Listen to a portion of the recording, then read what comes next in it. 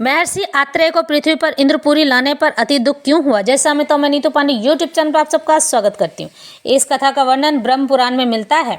मनुष्य का शरीर माया जाल और इच्छाओं का घर माना जाता है। माया जो कभी आपको ईश्वर से मिलने नहीं देता।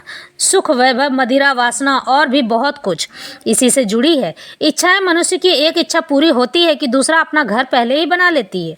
इच्छाओं को पूरा करते करते मनुष्य सही और गलत का भेद भूल चुका होता है। आज की कथा इसी पर आधारित है।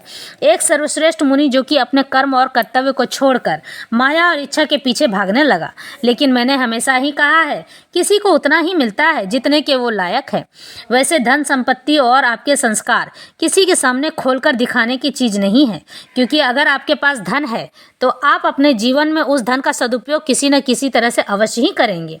जो लोगों को पता चल जाएगा कि आप धनवान व्यक्ति हैं, उसी तरह अगर आपने अपनी संतान को अच्छे संस्कार दिए हैं तो उसे दूसरों के सामने नुमाइश या दिखावा नहीं करना चाहिए और ऐसे लोगों के चरण स्पर्श बिल्कुल भी नहीं करना चाहिए जो आपके प्रति ईर्ष्या का भाव रखते हैं।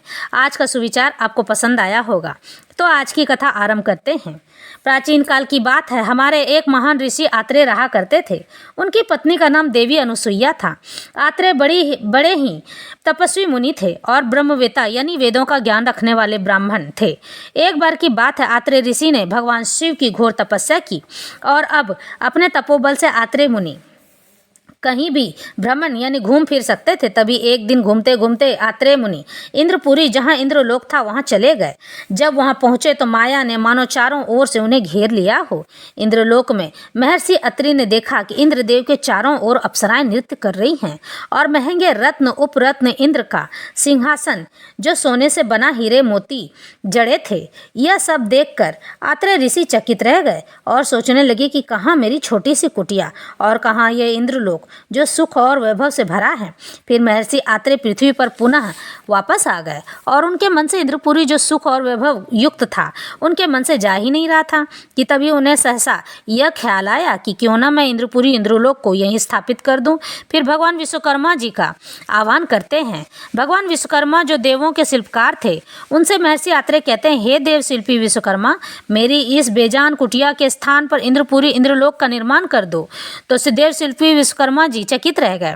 इससे पहले कि वे और कुछ कहते तो महर्षि आत्रेय कहते हैं, अगर आपने इंद्रलोक इंद्रपुरी का निर्माण नहीं किया तो मैं अपने तपोबल से आपको भस्म कर दूंगा।